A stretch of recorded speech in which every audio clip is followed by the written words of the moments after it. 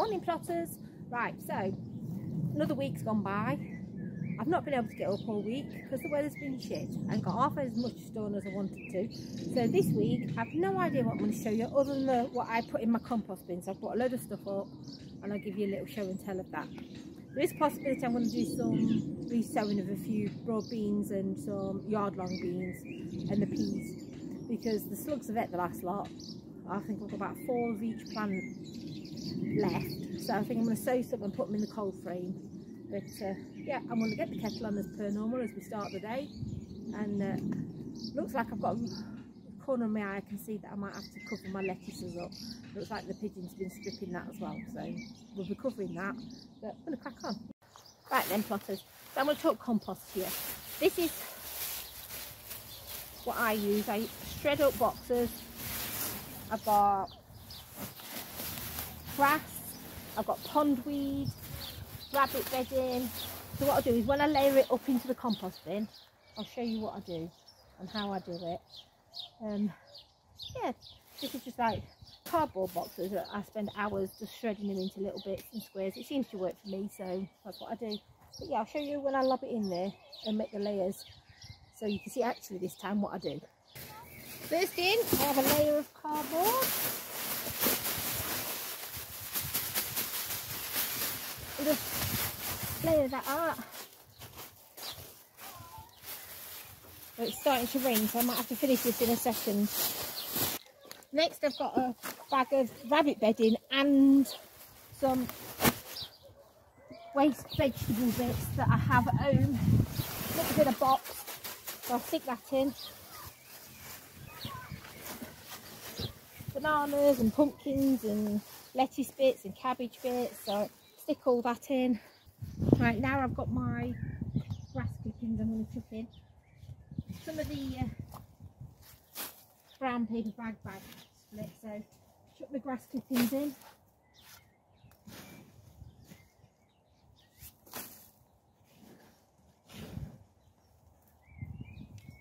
Get them in there. And some pond weeds from the pond at home, because things got a bit too many in there, so chuck those in. Now I've got another bag of rabbit bedding. Just spread that out a bit of green. So open this bag and chuck this in.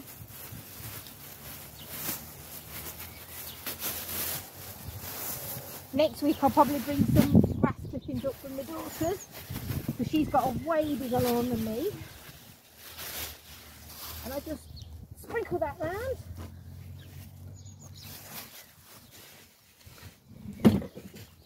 And then I've got another bag of cardboard. I would normally like to put a bit more green in, but I haven't got it this week, so I'll feed it with what I've got. What I want to do is leave this off for a bit so it gets rained on, so the cardboard gets wet, and then we don't have the mice and the rats living in there. Stick that there. Leave this off for a bit, and that is how I make my compost. So next week I should have quite a bit more greenery to put in, and we just do it like that and just keep chopping things up and so on until it's full, and then it'll drop down. I want to try and bag up the other compost that I made last year, so I can turn this into there, which always helps speed up the process. Right plotters, as you can see I'm hiding in the shed. It's lagging it down. I'm sick of it. So I made myself a coffee. I'm going to sit here and contemplate life. But yeah, probably a few of you have seen that I stutter sometimes and forget my words. Let me talk to you about what that is. This is, I've got a neurological functional disorder. So sometimes it affects my legs and it affects my speech sometimes. So sometimes you'll see me stuttering and forgetting my words, or come out with completely the wrong words. Just bear with me. It's a standing joke in the house that I've got this.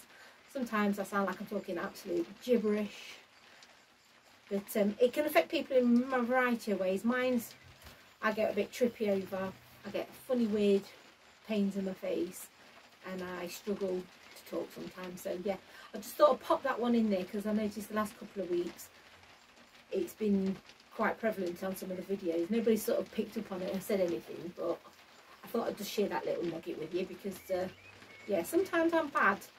It's brought on by stress and anxiety, and it's a mental health issue. But as we do, we all have them sometimes. But yeah, mine is that. Sometimes it's good, sometimes it's bad. Sometimes it's absolutely hilarious, sometimes not so much. I quite find it funny when I can't talk very well, so if you see me giggling or sighing at myself, that's what it is. So I thought I'd just share that with you. But while we're hiding in the shed, having a coffee, I thought I'd just talk about that. I don't know if I want to get anything done today. So this might be just me showing you the compost bin and chatting shit about neurological functional disorder. It's also known as FND if anybody wants to have a look up, reach up on that. But yeah, I can't believe this weather. We're in June. I feel like it's coming up for October. I'm fed up. Absolutely fed up of it. So I'm going to sit in here, find a book and read for a bit. So I'll see you in a bit if the weather stops. It looks beautiful out there, but it is so rainy. Where's our summer? I mean, I'm over the moon with how the plot looks, but I just want to get out there and play, get stuff done. I don't want to be hiding in the shed drinking all my coffee. I spy with my little eye some golden raspberries. Oh, I love them. Yeah, I'm not going to make it own. Oh my god, they're so nice. They're one of my favourite. Oh my god, they're so tart and lovely. Look. Look how nice they look. Oh my god. It looks like Christmas. These are my favourite. Oh yeah. I love this time of year. Love it. Anybody got any suggestions on how to get rust off tayberries? First time I've ever had it on it. And it's just on one or two branches. All the others have not got it. So I don't know whether just to chop that off. I know it's got fruit on it. But if anybody's got any suggestions for that, I'll not touch it until this has gone out and I've had some answers. But yeah, anybody got any good suggestions for rust for tayberries? Because they look terrible. But I'd say the rest of the plant, you won't think it's the same plant. But it is. So yeah, suggestions on a postcard, please. Let's get this up so we can have a look at these strawberries. Oh, just got wet by the tree. Let me put the other side up so I can see a couple of strawberries in there. While it's only spitting, I thought I'll give it a go, get some bits done. I've weeded the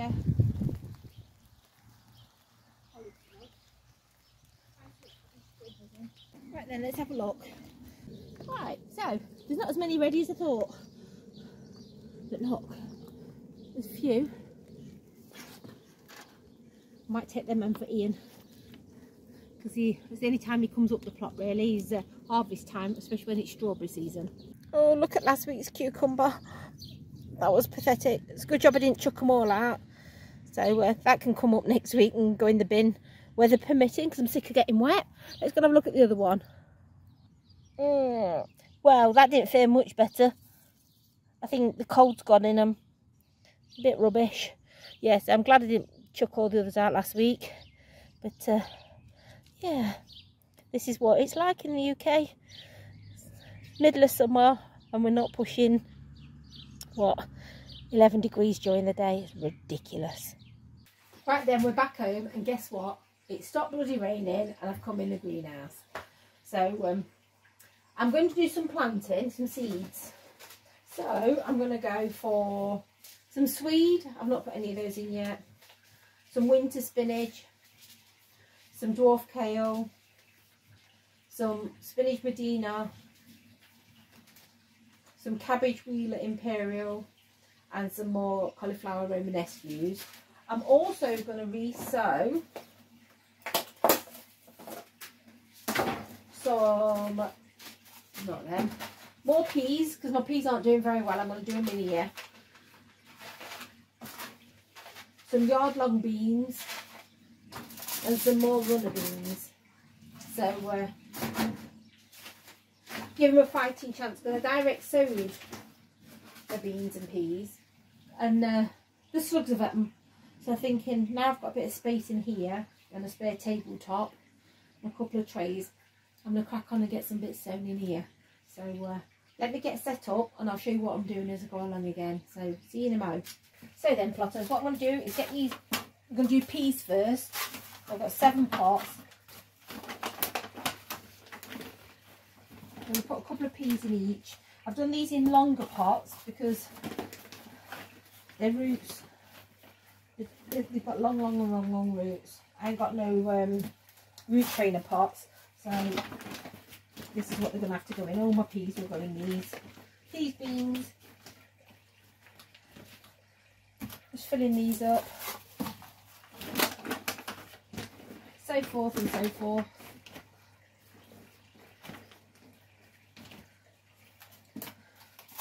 I've done 7 tickets already, so we shall see what we get out of these. I don't know how many peas I've got left. I brought the same variety as last year. And they don't seem to be doing such a very good job on the plot this year. Last year, by this time, I'd got absolutely mountains. I know the weather's been crap.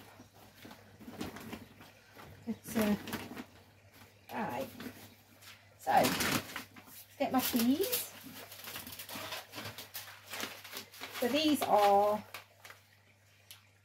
Kelvid and Wonder. Exactly the same variety as I did last year. We really enjoyed them. I think I'm going to put 2 peas per tub. So 1, 2, 3, 4, 5, 6, 7, 8, 9, 10.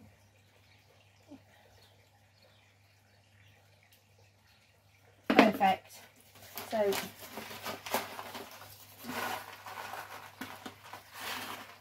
put some seeds in.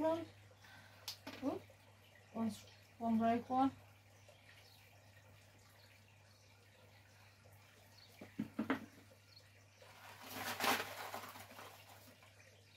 Easy as that. And what I'll do is I'll stick the tags in, cover them up, stick the tags in.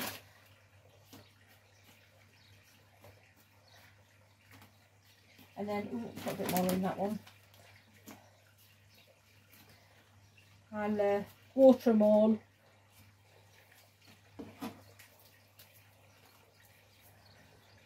At the same time.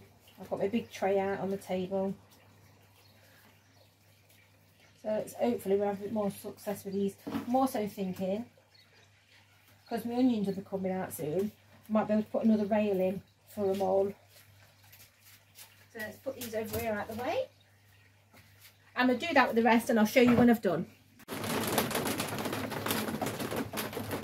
So, I wasn't going to do any more French beans because I didn't think I've got any, but I found a box of seeds. I always think these look like Tic Tacs, so I'm going to just whack all these in here.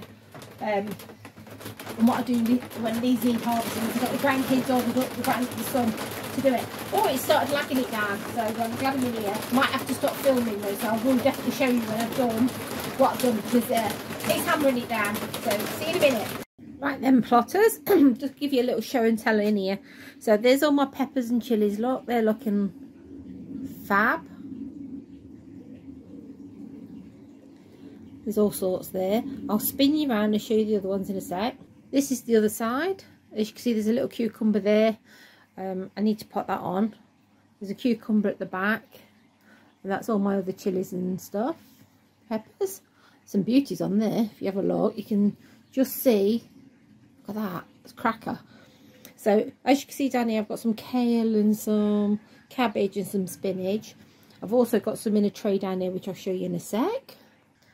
So down here in this one, we've got peas, yard-long beans, runner beans, and dwarf French beans. We've got swede, spinach, and cauliflower romanesque. I'm going to do some watering in a minute and some feeding because all my chilies need feeding this week. I'm going to try a new feed, so I'll show you that. So I'm going to try this feed. It's a tomato feed.